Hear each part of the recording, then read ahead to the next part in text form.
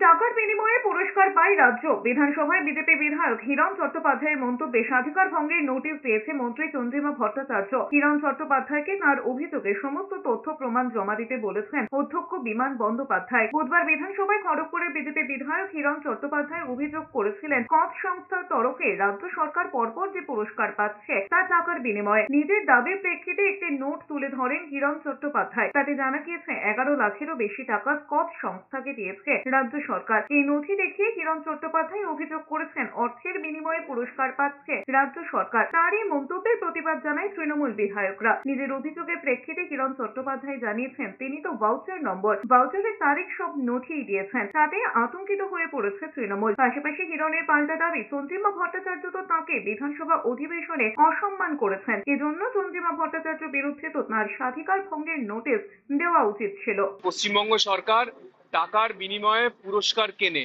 এবং তার প্রমাণস্বরূপ আমি ভাউচার নাম্বার 1529, সেই ভাউচারের ডেট 25শে মার্চ 2022। এই টাকা 11,26,000 টাকা West Bengal mineral development and corporation trading corporation লিমিটেডের পক্ষ থেকে স্কচ গ্রুপকে দেওয়া হয়েছিল 25শে মার্চ 2022। Voucher number 1529।